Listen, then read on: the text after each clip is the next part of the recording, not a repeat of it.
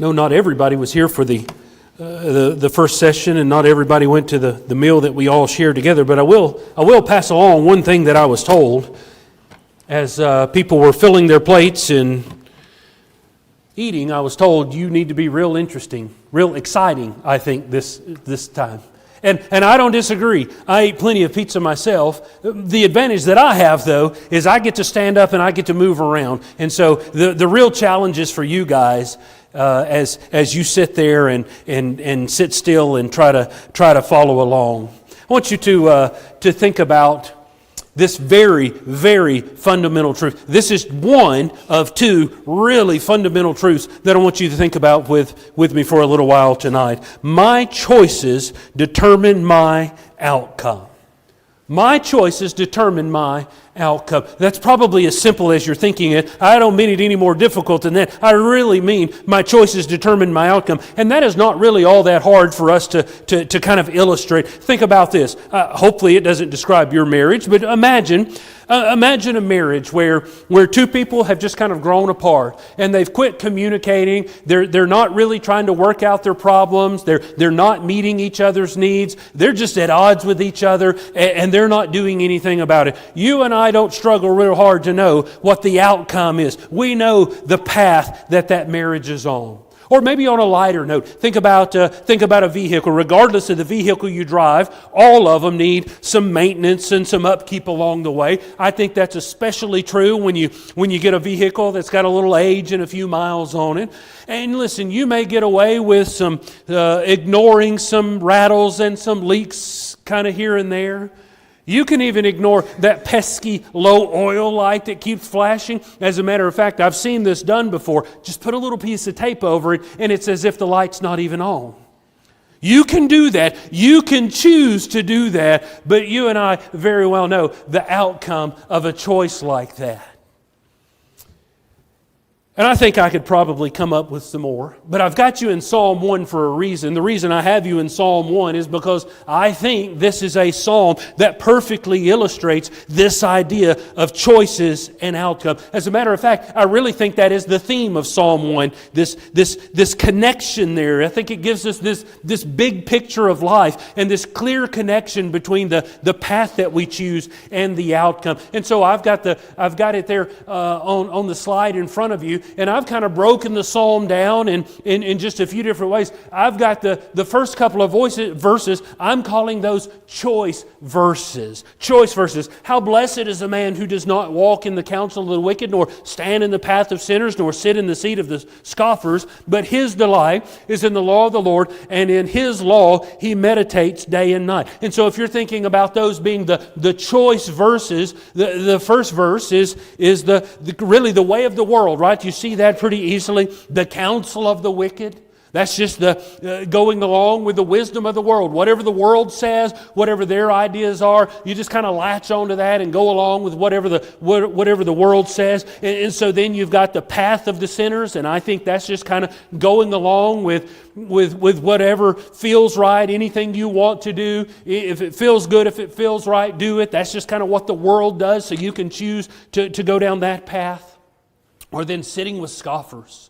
And maybe that's the worst sounding of all. It's one thing to just go through life doing your own thing and ignoring God. The idea of the scoffer, though, I think is someone who mocks God or maybe even mocks the people who follow God.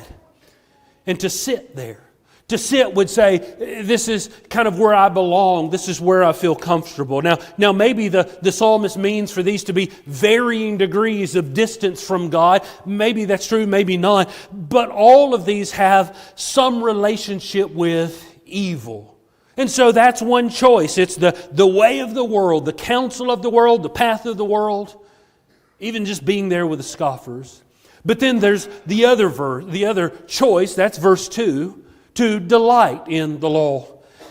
To delight in the law of the Lord. And not only is that a person who doesn't want anything to do with all the evil stuff, but they actually delight. They actually find joy in living life God's way. I think that's the idea of delighting in the law of the Lord. And so those are the two choices. As you and I go through this life, we can go through life going God's way, or we can just go the way of the world. Now, if we keep going, then we've got the next two verses, verses 3 and 4. Those are the path verses. They say something about life related to the path that we choose. And so for the one who goes God's way, he, the one who delights in the law of the Lord, he'll be like a tree firmly planted by streams of water, which yields its fruit in its season, and its leaf does not wither, and in whatever he does, he prospers. And so the person who chooses to go through life God's way, he's on a path that I think is kind of described here in a way that we would get, it's a life of stability, it's a life of prosperity. And when I say prosperity, I'm not talking about you're going to get rich, you're just going to have anything and everything that you've ever hoped for. I mean, when you choose to live life God's way, you're choosing a life in which there's going to be some real value, there's some real substance to it. The other, though, is like chaff, the wicked. That's the path of the sinners. The wicked are not so. They're contrasted. They're like chaff which the wind drives away. Chaff, that's the very opposite of a firmly planted tree. Now, I am confident that all of you know something about harvesting wheat. That's just something everybody naturally knows, right? I've never harvested wheat in my life. But what I'm told is when you go to harvest wheat, the chaff is just the little stuff. There's nothing to it. As a matter of fact, they don't even want it on there. And so some try to harvest wheat do it on a windy day, and that way when it gets flung up into the air, the chaff falls off and the wind just drives it away, and you don't even have to bother picking it up or making a mess. But you see the point. Chaff is nothing. There's no substance to it. There's no value to it. It's just something that is easily swept away, and nobody cares anything about it. And so you've got the path. And you've got one path that is a path of substance, and the other is clearly not. I want to stop here for a minute. I want to kind of add a caveat. I want to go a little bit further talking about the path, because according to Psalm 1, if you go God's way, then you're going to be on the path that is profitable and there's some substance to it. And if you go the other way, there's no substance to that life. I don't think the psalmist is trying to get us to see that if you go God's way, everything's always going to go your way. I don't think that's the point that he's making. He's also not saying that if you choose the way of the world, then you're just going to have a terrible life and nothing's ever going to go your way. You and I know from our own experiences, when we're choosing to do right, sometimes difficult things still happen.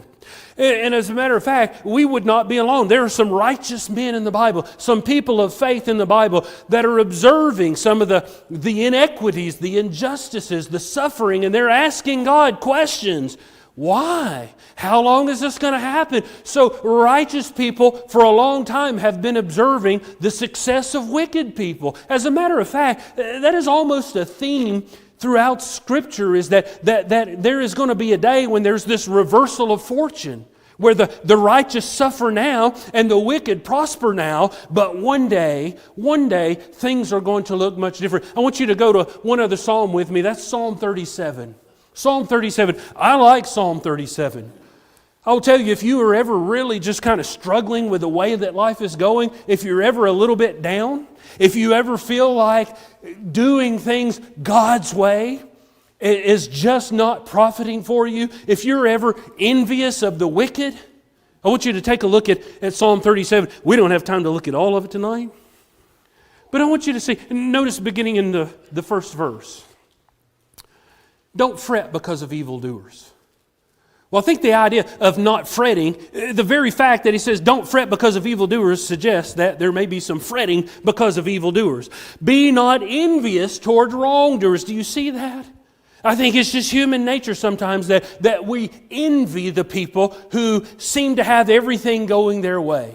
And David here, the psalmist recognizes that sometimes we look to the wicked people. We look to the people on the path of the sinners, and they're having their way in life.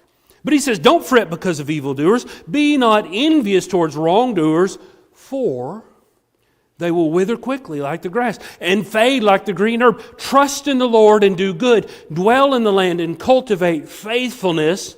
Delight yourself in the Lord, and He will give you the desires of your heart. Commit your way to the Lord. Trust also in Him, and He will do it. He will bring forth your righteousness as the light and your judgment as the noonday. And we could just go on, kind of making the same point over and over again. The whole point is sometimes, from our observation, it doesn't always look like the people doing it right are having success. As a matter of fact, sometimes it's the opposite. We wonder, why are people who are ignoring God, why is their life better than mine? Why are they catching all the breaks? Why are they getting all of the things? Why? That's a question that's been pondered for a long time, I think. But I think what the Bible always points us to is to see the bigger picture. That's the idea. We're continually pointed to see the bigger picture, because what is only what appears to be. It is only an appearance, or at the very least it is temporary. I'm going all the way down to, in Psalm 37 now, I'm going all the way down to the latter part of the Psalm. In verse 35, I've seen a wicked, violent man spreading himself like a luxuriant tree in its native soil. You remember a tree? A tree firmly planted by the waters. That represented in Psalm 1, that represents the person that delights in the law of the Lord. Here he says a tree again, but notice what he says. A wicked man spreading himself like a luxuriant tree in its native soil. But then notice what it says in verse 36. Then he passed away, and lo, he was no more. I sought for him, but he could not be found. The wicked have the appearance of a firmly planted tree, but at some point that tree just disappears and it's not there anymore. And so here's what I want you to see. As you and I are going through life, even when we choose God's way, there are going to be some difficulties. There are going to be some injustices. Don't be fooled by that. At the end of these paths, the righteous prevail. And I will tell you, even if we know that, I think sometimes we still wrestle with the difficulties. Maybe sometimes we kind of wrestle with our own desires, and we wrestle with some envy of the. It's not that other people are having success and I'm not. Sometimes maybe we wrestle with some envy because I'm not getting to do all the things that I want to do. And I will tell you, when we start thinking about the path of the world and just kind of getting things my way and not having to live with some real restraint, it's not hard to see how that might sound attractive. But I will tell you, if you ever start thinking that the world has it figured out, if you ever start thinking that this worldly way is really the best way, I want you to stop. And I want you to just think about some of the things that are going on in the world, some of the stuff that the world is telling you. And if you will be real honest about what you see, you will recognize God's way through life is far greater than anything the world will ever produce. Let me illustrate that in a couple of ways. Think about what the world will tell you about marriage. The world, I think, would tell you about marriage, if you don't like the marriage you're in, just get out of it. Find another one. It just, whatever makes you happy. You hear that a lot today. Just follow your heart. Follow your dreams. Whatever makes you happy. And so if I find myself in a marriage and it's lifeless and there's no more joy and there's no more, it's not good anymore. The world will tell you, just get out. You deserve to be happy. You don't have to put up with that. You don't have to do this. Just be happy. And they'll also tell you, if kids are involved, that's okay. Because kids will be fine. They're tough. They're resilient. That kind of has an attractive sounding ring to it, right? I mean, it fits the cultural narrative of the day. Do whatever you want to do to be happy. But I will tell you the problem with that, statistically, absolutely none of that is true. Statistically, none of that is true. Children who are growing up in homes where their moms and dads are splitting, they have lots of problems. That is statistically proven to be true. There are lots of struggles related to their mom and dad going their separate ways. And what about people getting out of one marriage to find their love of their life the second time or the third time? Statistically, second and third marriages, divorce rates for those are even higher than the divorce rates for first marriages. So, when you think about what the world is offering, that counsel of the wicked, it's not hard to see. It just doesn't work. We live in a time, I mentioned this in the earlier lesson today, where men father children and they take no responsibility. Moms and dads just selfishly go separate ways and they leave children stuck in the middle. We've created homes today that have two moms or two dads, or we've got moms and dads bringing a child into the world and they refuse to say this is a boy or this is a girl, and we'll just let the kid grow up and they'll decide later on what they are. There's all kinds of that stuff going on. We live in a world where the lives of animals are guarded more carefully than an unborn child. There are certain animals, if you were to kill one of those, you'd be in way more trouble than, well, you wouldn't be in trouble for an abortion. That's kind of upside down, isn't it? Do you really think the world has got it figured out when the life of an animal is esteemed more highly than the life of a human being? And listen, I think I could probably just go on and on and on with this kind of stuff, that if you just think about it for a minute, you will recognize that's a corrupt way to go through life. Now, I will tell you how you know when a culture, when a society has absolutely lost its mind. You realize now we have men winning women's beauty pageants. I don't make this up. But that's how you know a culture has absolutely lost its mind when men can grow out their hair, put on makeup, dress like women, enter a beauty contest, and they actually win. You ever start thinking the world has it figured out, just look deeply and you'll figure out pretty quickly that is not the case. You will recognize that God has a path through this life that is way better than any ideas the world will have to offer. So then you move on to the last two verses. Therefore, these are the destination verses. Therefore, the wicked will not stand in the judgment, nor sinners in the assembly of the righteous. For the Lord knows the way of the righteous, but the way of the wicked will perish. Regardless of what might appear to be true, what's the outcome of the choices? The wicked cannot stand the scrutiny of the judgment that's coming. They end in ruin, while the righteous, those who choose God's way, are kept by God. Now, you heard me say in the very beginning, that is incredibly fundamental. And it's probably not all that enlightening. I don't think I said anything that you're like, man, I didn't see that. That's pretty basic stuff.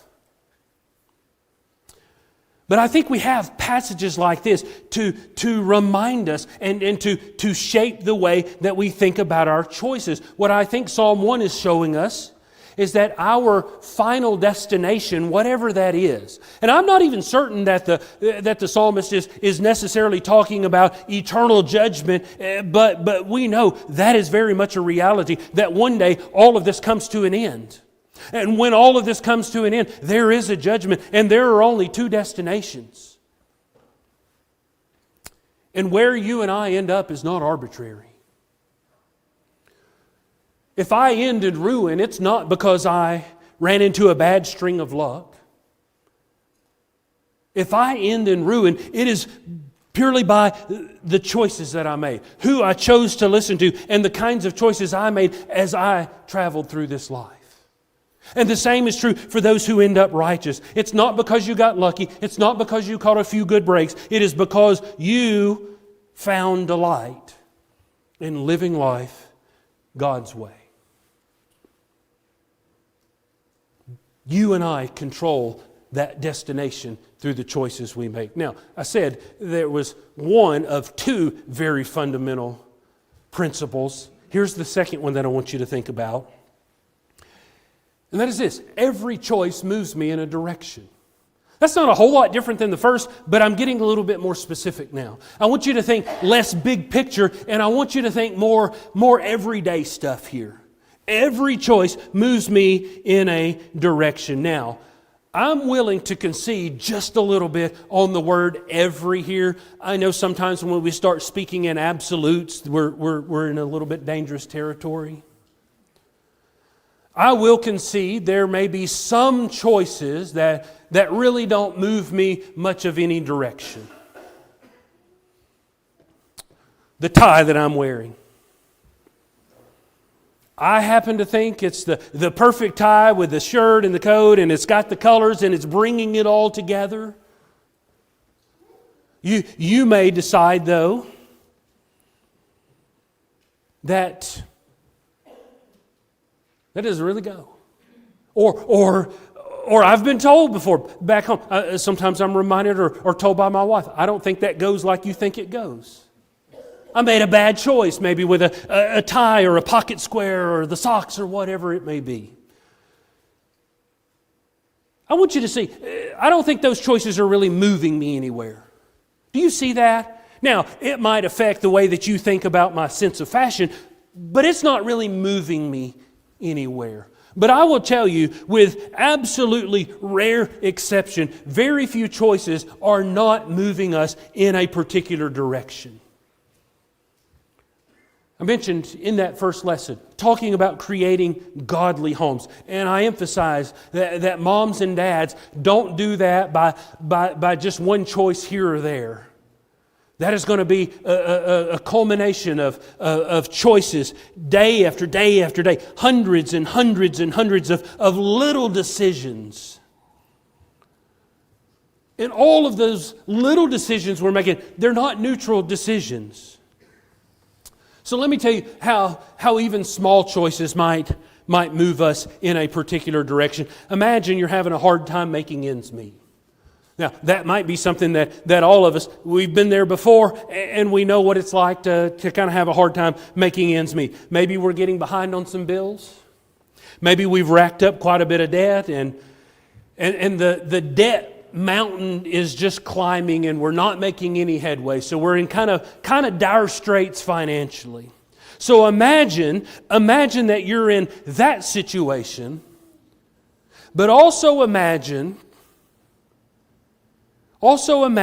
that you have a strong love for Starbucks. I'm not a Starbucks fan. I rail on Starbucks quite a bit. If you like it, that's fine. I don't think it's sinful. I said don't think it is. But imagine you're in that bad financial situation. But the Starbucks drive-thru is a regular stop for you every morning on the way to work. And you got to get the flavor of the day. I don't know what that is. Maybe it's in the fall. You got the pumpkin spice latte. I went and looked it up. And in Coleman, Alabama, it costs $5.95 plus tax. So you put the tax on there, and you're spending about $6.50 for your morning coffee. Now, if you continue to do that day after day after day, is that choice moving you towards a better financial future or worse? I don't need to let you dwell on that very long, do I? That's not going to improve your financial situation. As a matter of fact, that small choice, what might seem like a small, insignificant choice, it is moving you in a direction. Now, keep in mind, you might not want to be in debt. You might really, really want to get the debt mountain down. You might really want to be caught up. You might really want to have the luxury of saving some money one day. But you can want those things all day long, but until you start making choices that will actually put you in a better place, guess where you're going to stay? You're going to stay in a bad place. And a matter of fact, you're just going to move further and further and further down the line. Are y'all with me? Are you seeing this? These fundamental truths about choices, which brings me to a question. Are my daily choices moving me towards the outcome that I want? Or maybe I could word that a little bit stronger and ask it this way. How often do I make choices that I know won't get me where I want to be, but I still think I'll be there? Think about that for a minute. Because I think sometimes we're unfortunately really good at convincing ourselves that we can make a bad choice but still end up in a good place. That's kind of absurd to think that, isn't it? But that's the reality in the way that we sometimes think. It would be just as absurd when I get ready to go back home tomorrow if I get on Interstate 65 and I go north and I'm expecting I'm going to end back up in Alabama. I'm not going to end up in Alabama if I get on 65 and go north. And again, as simple as that sounds, we're dealing with fundamental stuff here. But I do think sometimes we convince ourselves that I can go the wrong direction, yet somehow I'll end up where I really want to be, which is the opposite direction. So think back to that hard time making ends meet scenario. Can you imagine a person being convinced that, yes, I'm spending way more on coffee every day than I should, but I'm still going to get in that good financial place? I will tell you, unless a rich relative dies and leaves you a lot of money, you're not going to be in a better financial place until you start doing what? Until you start making the choices that will put you there. And if you and I can see that really clearly when it comes to something like finances, or something like our marriage or our vehicle maintenance, we ought to be able to put two and two together when it comes to the outcome of our life. So put yourself in the psalm. There are only two outcomes. And I want to ask you, which one do you want?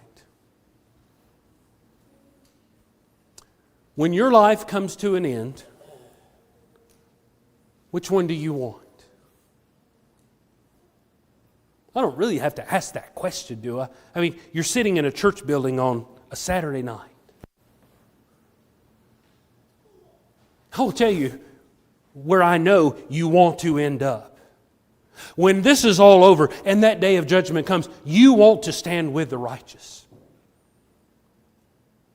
Nobody says, sign me up for that wicked perishing thing. That sounds neat. Nobody says that.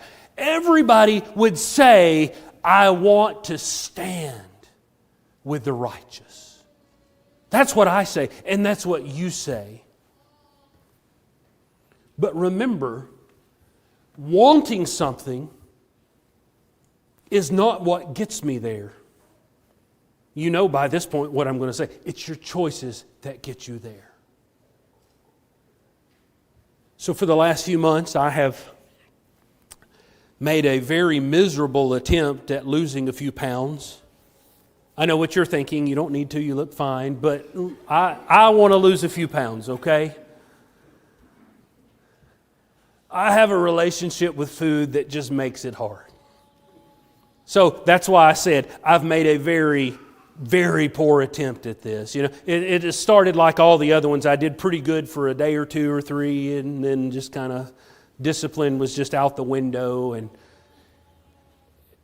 my old habits took over, and I give in to the cravings. Now, keep in mind, I do want to lose weight.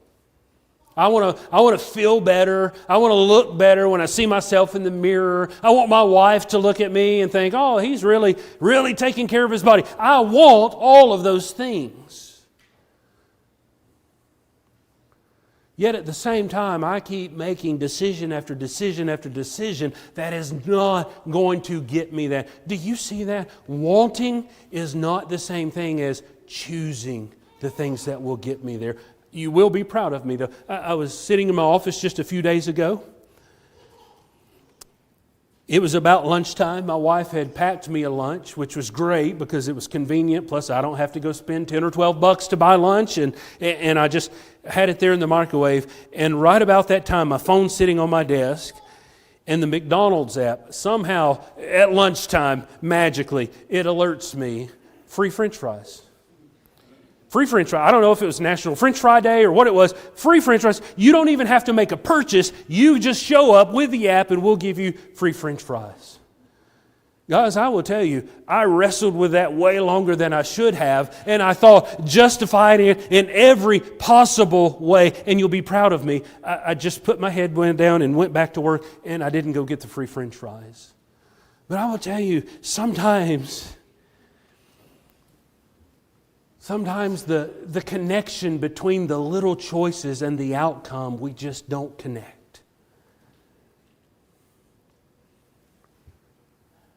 So here's the real question that I need you to get to the bottom of tonight. This is how we'll end.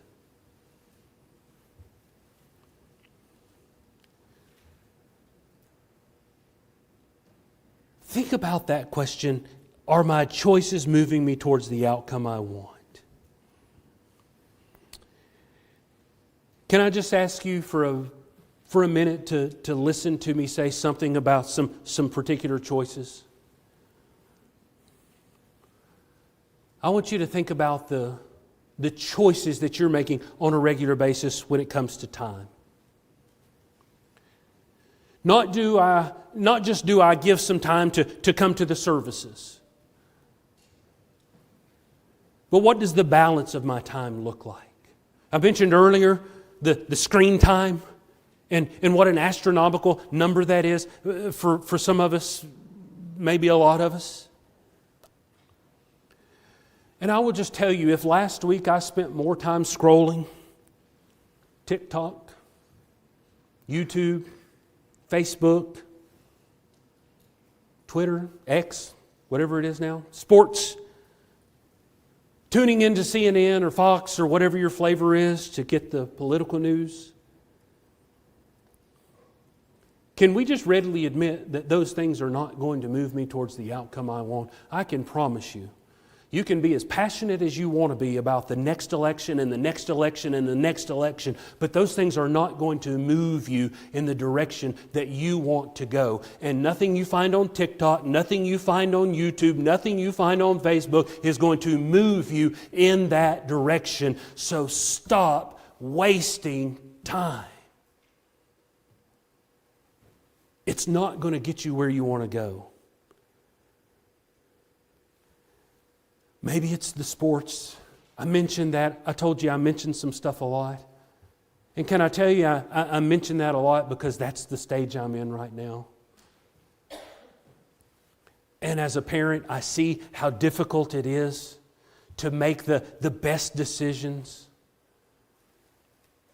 And I see myself fail at that. Here's a good way to think about the choices we make with our time. Do you guys acknowledge that in the end, the only thing that matters is Jesus? The only thing that matters in the very end is Jesus. And if that is the only thing that matters in the end, that's what really needs to matter right now. If we're more concerned about making all the practices and the games and the events, then we are getting our kids to Bible class, then we're doing it wrong. Now, I'm not saying if you make a mistake, make a bad choice, miss a spiritual opportunity, your child is eternally doomed. What I am saying, though, is choices matter. And choices will determine outcome. And if we're choosing other stuff over the good stuff, then that's sending our children in the wrong direction. I think as parents, what we probably need to do more than anything,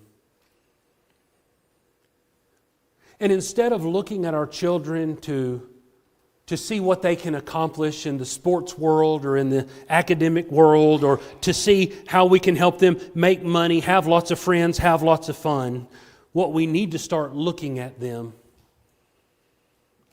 is in the light of standing in judgment. That's what's really going to matter. Our children will stand one day in judgment.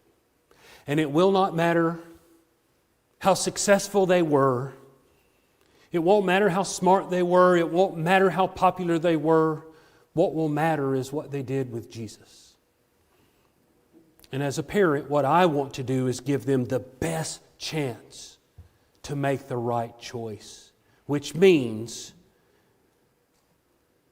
I can't make bad choices and them end up in the right place.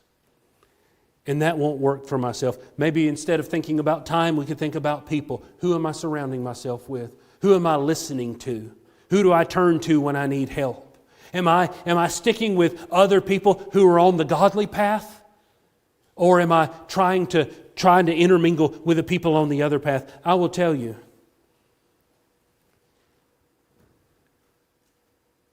if we choose to go with the people on the path of the world, they'll just take us in the direction that they're going. And I think this is especially important for our high school kids and our college kids. Thinking about the friends that you have and how much influence they have over you. And I want to say something specifically to those of you who aren't married yet, and you're thinking about getting married. You need to be thinking very strongly about who you're going to date and who you're going to marry. And what you need to be thinking about when you think is not how attractive they are, and not how compatible you are, not how great their personality is. Listen, I will tell you, I am a firm believer if you're going to be married, you need to be attracted to each other, and you need to be able to get along. You need to be compatible. But I think far too often we start looking with the wrong criteria. What I would suggest that you do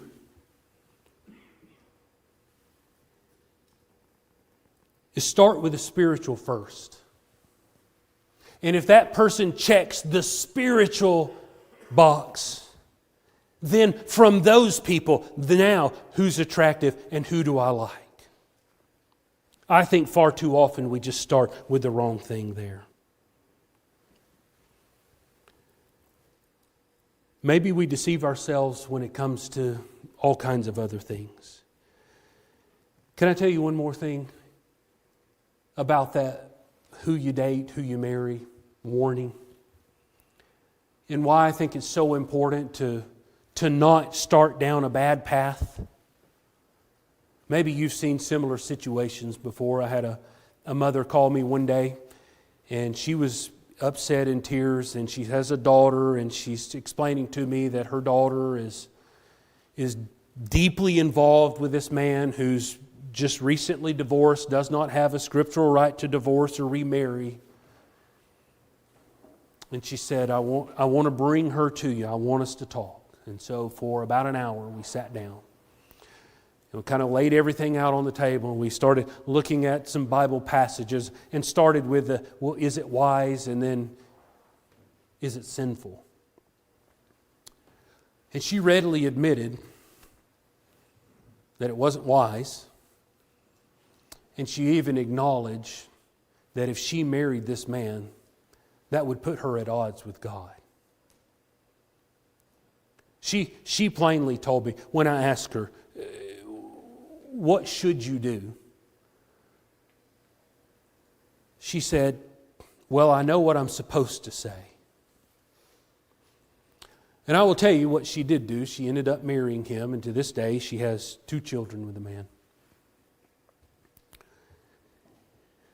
I think all of that could have been avoided if she would have started with the spiritual first.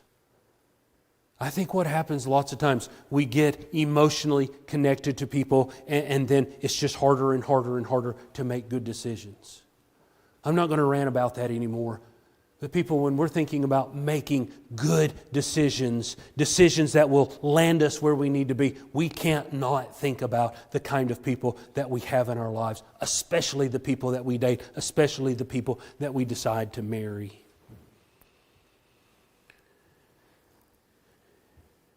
This last statement, I cannot make bad choices and end up in a good place. I didn't know of a simpler way to say that. And I don't put it in a simple way to insult anybody.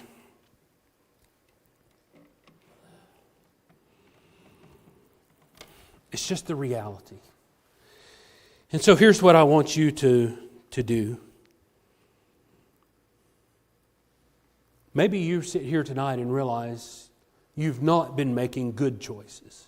Maybe you realize that you're making lots of choices that are going to put you in a place that you don't want to be. Maybe right now you need to be scurrying around, figuring out, how can I get back on the right path? And maybe we can help you with that. Maybe we can help you make some of those choices. Maybe we can pray for you or support you in some way or another. Help is available to you, but it starts with you choosing to find help. Maybe tonight you need to do that. Maybe you've always been on the path of the world and you're listening to this and you realize, I don't want to be on that path anymore. The world is not getting it right. And if I stay on that path, I don't want to end up with the rest of the world. Maybe tonight is the very night that you decide for the very first time that I'm going to do life God's way. You can do that, and you can start that now. Is there somebody here tonight that needs help getting on the right path? If that's true, if that is so of you, that you need help getting on the right path, will you allow us to help you do that tonight? If we can help you, why don't you come while we stand and sing?